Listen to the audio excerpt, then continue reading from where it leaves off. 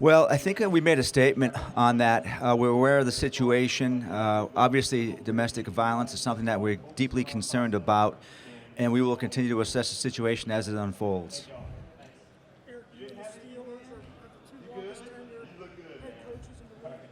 Why is that continuity for your head coach so important for your franchise? Well, I mean, we've actually looked at franchises like the Steelers over the years and always had an admiration for the way that they've conducted business. Obviously, bitter rivals, but we believe that continuity is critical to success. In many different ways. I think just from a coaching staff, the systems in place, the offense, the defense, having the same schemes. I think, players having the same coaches year to year is critical. And then from a scouting perspective, building out processes, having a way that you scout players, having the same scouts scouting players every single year, the process of the draft and how that unfolds, we believe is critically important to our success. And, that it's great for me to look over and see guys next to me. We haven't lost a lot of people over the years in scouting. Joe Hortiz this year, a great friend of mine, just went to become the GM of the LA Chargers. For 25 years, Joe has sat to my right. So, I'm going to miss him this year. There'll be a void, but having that continuity, I think, is essential. Yes.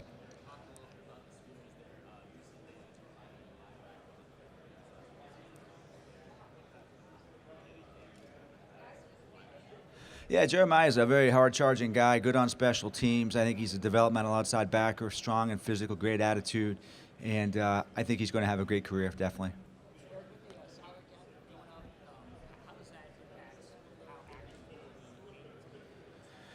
I mean, it was nice to see that number. It doesn't mean that we're going to just open up the books and go shopping. I think that's not really the Ravens' way.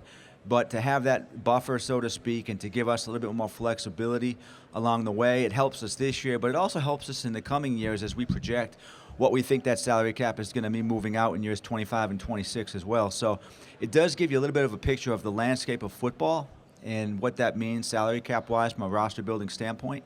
I think we're excited about the potential that we have to be a good team this year, and we think that we'll have some flexibility to remain good in the coming years.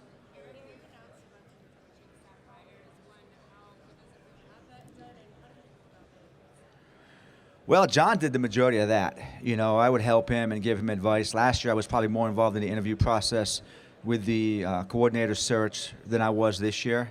But I think John does an amazing job building out his staff. I think last year's staff was really an incredible job of building out and helping our team. So we feel really good about the guys that we brought in this year. A lot of work was done by the assistant coaches, by the coordinators, and by John to get that done. And we're excited about the skills that they bring to the table.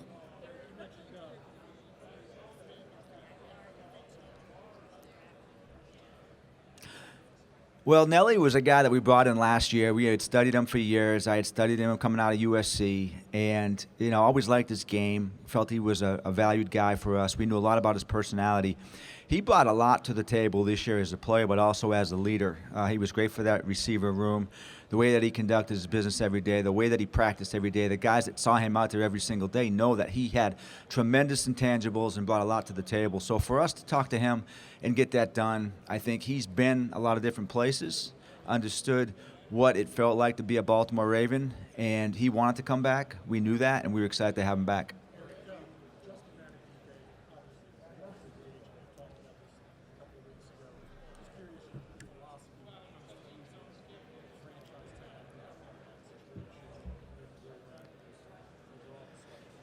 Well, we're trying to get a deal done. We've had discussions with Justin. He's a guy that obviously has put himself in a fortuitous position this year by the way that he played. Had a great season for us. He's a valued player on the team, and we're hopeful that we can get a long-term deal done. Oh, he'll do great. Mike's a guy that, people may not know this. Back in the day, we interviewed Mike in scouting as a player personnel assistant. He didn't get the job, but very, very thoughtful, very smart guy. We brought him back on the coaching staff. Very innovative, organized. He's a motivator. He's a great person, respectful. Players love him. Coaches love him. He's a home run hire by the Seahawks.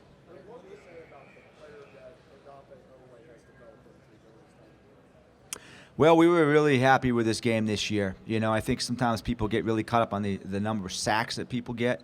we prefer to look at pressures and disruptions and the ability that they affect the game. And Odafe's probably one of the hardest working players we have on our defense. He's got a great motor, plays with a passion. He's an exciting young prospect. He has battled back for some injuries, and we think that this is going to be a great season for him. We're very, very excited about what he brings to the table this year as one of our primary edge rush guys.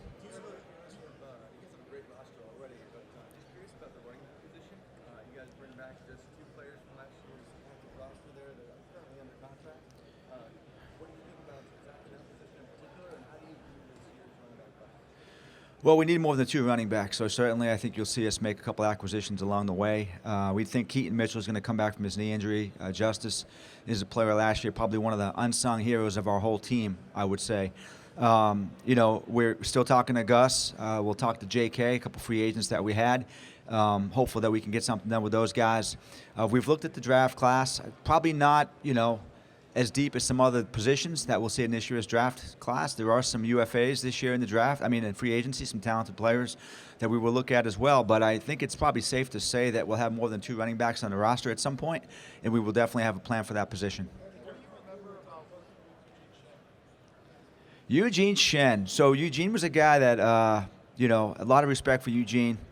We interviewed Eugene probably back in 2011 to run the player personnel analytics department.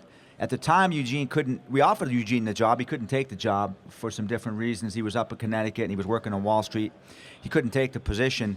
And then a few years later, we were trying to hire somebody in coaching, and Eugene's situation had changed. He was more flexible and he was willing to take the position in coaching. Very, very smart guy, innovative, very good with modeling and just building out, using data to analyze. And I think that the Commanders got themselves a good hire, and I think he'll do a great job over there. Eric, I know you're an avid reader. Joe mentioned you share a lot of you read with the players. I was wondering, is there anything specific that would say most impacts for the philosophy of the team? How does that work from the outside? Yeah, that's a good question. I read a lot of history, a lot of military history, a lot of value investing stuff, Ben Graham, Warren Buffett, Charlie Munger, things like that. I'm really interested in that idea as pertains to players. I do read a lot. I think sometimes the scouts would get sick of me talking about things they have no interest in. I've gotten at some podcasts and stuff too, but I do feel that in this business, it's easy to do the same things the same way every single year.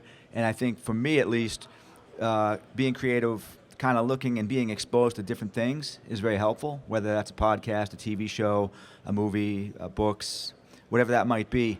Sometimes my best ideas kind of germinate from some of those different types of things.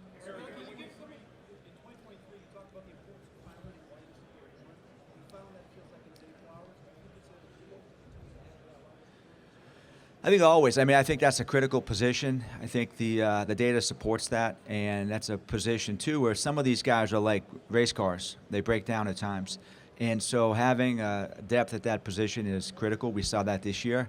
We think we built the room out pretty well this year, and we're able to sustain some injuries along the way. So we will look at that. I think it's a very, very deep year in the draft. This draft class is pretty impressive from a receiver standpoint. We'll assess that talent and see what kind of falls our way, and then look at the free agency crop as well.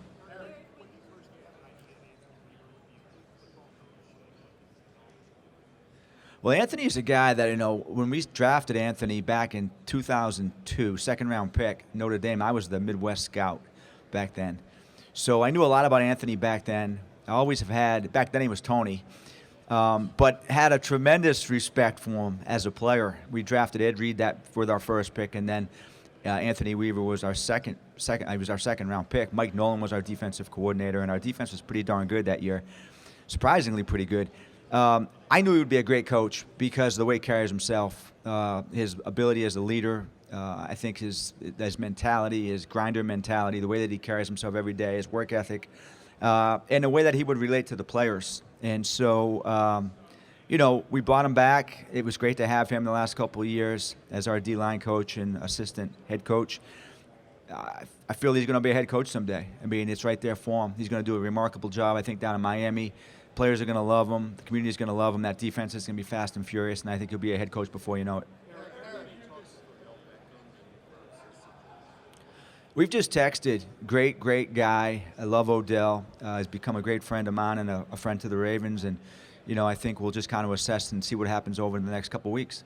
Eric, Geno Stone's been a really good story with the Dolphins. What do you attribute that to? You view him as a key piece of the future? Well, Geno, I'm very proud of Geno. He was a 7th-round pick, and probably, if Jameson's here, he'd probably chime in because he's a historian, or he fancies himself a historian. But, Geno might be the best 7th-round pick that we've ever had. Playmaker, attitude, special teams, just an excellent season this year. Been cut, been brought back. Just I love his cerebral nature. I love his attitude on the field. He fancies himself an overachiever. I love that about him. He's he's put himself in an awesome position. We're fortunate that we have some good safety depth, and I'm not really sure exactly what that means for Geno and the Ravens. But regardless, I know he's going to be a great pro. If he doesn't come back and play with us, he's going to be a great pick for some player for somebody else, and I would expect him to have a great career. Can you give some advice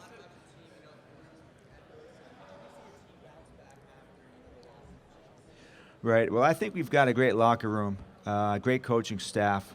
We built the team the right way.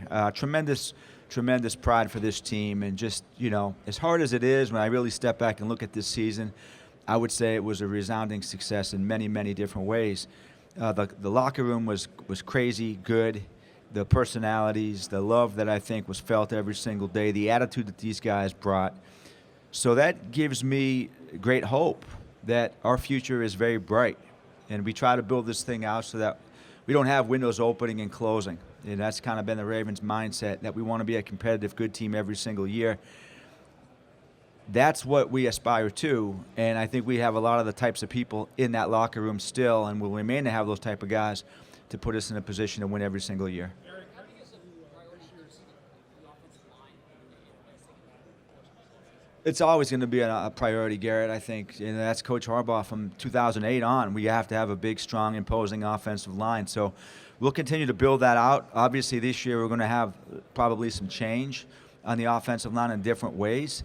Remains to be seen exactly what that looks like. We will have a plan. Fortunately, this is a deep draft class as well. So we'll have a lot of different options in different rounds for players that we like at the offensive line position, at tackle and also guard. Probably unlikely that we're going to draft a center very high, but I think there's a lot of depth along the way, specifically at the tackle position and the guard position. So that's exciting. It really helps me as we look at what that offensive line is going to look like.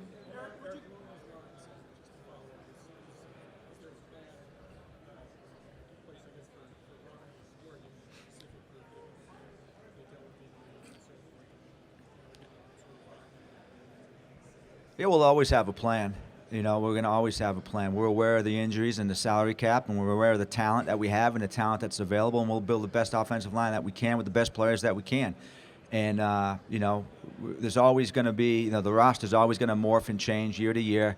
You've got to stay young, but you've also got to have great veteran presence as well in your offensive line and every other position. So it's really a balance. You want to be as young as you can, but you also want to have a lot of veteran experience.